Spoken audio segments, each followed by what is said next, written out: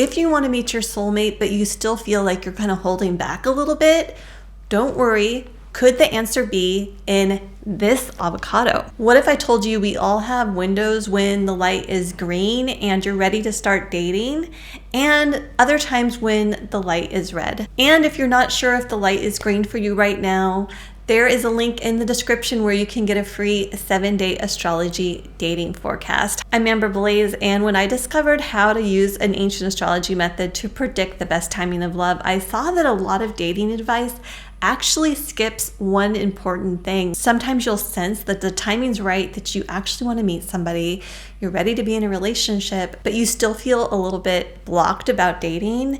And that's exactly what this exercise is designed to get to the bottom of. And I'm calling it the avocado paradox. So let's uncover that gap right now when you have a lot of attraction energy, but your action energy is feeling a lot lower. So what I've done is I've drawn a bunch of avocados on the page, and at the top I've written, I want to meet the one, but this is what's holding me back. I didn't have a lot of space, so it's kind of messed up. Anyway, so these are not the most beautiful avocados, but no matter, we're going to continue. So what are some of the specific downsides or things that make you worry about actually getting out there and dating? We're going to write one in each of these avocados. The first one might be ghosting, bad matches, awkward dates, unrequited love, and then I want to just add one more avocado for time wasters. Okay, like I said, these are not the most beautiful avocados, but you get the idea. Go ahead, write your own fears and the things that come up that feels like blocks to dating for you. Now let's think about some of the bruises that make you feel like one of these avocados may not be worth eating. I know when I used to buy a lot of avocados, I'm living in Europe right now, so I don't have as much access to avocados. I would buy those big bags, the green net bags, and I'd get like 5 avocados at once. And sometimes you'd have, one that was perfect, but if they sit around long enough, they start to, get more and more ripe. Some of them might get bumps and bruises. So we're going to think about each of these avocados as one that sort of like maybe has a bruise or a blemish in it. But there's sort of levels, right? Sometimes you have a blemish that is just like you can just cut it out and eat the rest and it's totally fine. And other times it's, half the avocado is gone. And so I'm going to look at each of these and think of it as like, is this a small bump or bruise, or is this like something that is completely mushy and it's inedible as far as I'm concerned right now? So ghosting, to me, that's sort of like a surface level. Same with bad matches. We see bad matches all the time. But of course, ghosting can go to more of an extreme. Sometimes we hear about people that have been in long-term relationships. Even they are getting ghosted by people sometimes. It's toxic, but it's true. It can happen. So maybe ghosting is ruining that whole avocado. And what about no matches? That, to me, that's sort of surface level. Like, wait, did I say no matches twice? I didn't mean to. Oh, let's change this no matches to cheating. So if you actually get into a relationship with someone and they end up cheating, to me, that's like the whole avocados, the avocado did not make it. We're throwing that one away. So once you sort of have a sense of which is just like a little like piece that doesn't feel great, but you can cut it out. Like for me, unrequited love might be like half an avocado that's inedible. Awkward dates, that kind of comes with the territory, right?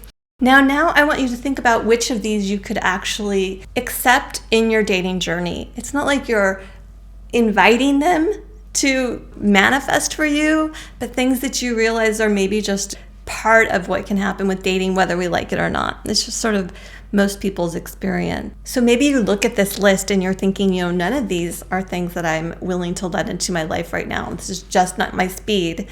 And that's awesome. But I think we all know that sometimes we look at that avocado and it's not so easy for us to know if it's good or not. Is it too unripe? Is it perfect? We just really can't tell from the outside. So I want you to ask yourself, would it be worth it to face some of these possible bruises, bumps, blemishes in order to get that relationship that you want? Because I know for me, sometimes I'm looking at an avocado and it seems like it's not ripe yet, or it seems like it's gone off, but it's actually fine. If I cut into it and just to check, it actually ends up that it's okay. And, that can be very surprising, but it's the kind of surprise that we're totally happy to get, right? And let me tell you from my observation, the difference between your dating journey and an avocado is that your cycles, the times when the light is green and it's much more likely that dating is going to flow, those happen in cycles. They happen over and over again. Whereas once this avocado is no longer viable, the cycle's over for it. It's for you, the cycle continues. But I also know from looking at people's forecasts, their charts, and knowing about timing that sometimes you'll think, okay, I know that the time is right for me to date right now, but you still won't feel like taking advantage of that moment. And I'll see that it could be 2 more years, it could be a year, it could be 6 months before the cycle comes around. So then it becomes, am I willing to wait? Or am I just going to accept that the journey could perhaps not be what I had envisioned? And that doesn't mean that because the light is red that things can never work out, because I've seen it.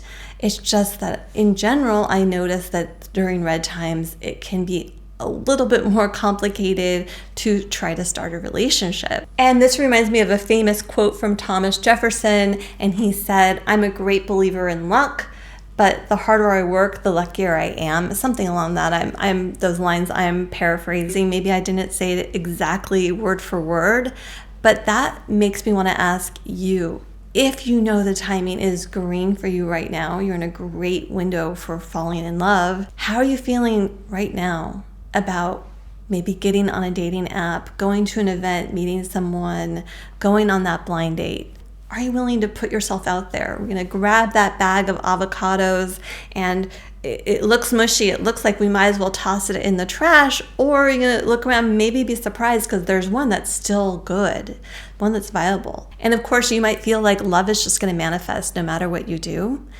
And if that's the case, I want to ask, if it has not been going in that direction, do you feel ripe for creating your own luck like Thomas Jefferson by putting yourself out there rather than waiting? If so, look for the link in the description for the free 7-day astrology dating forecast.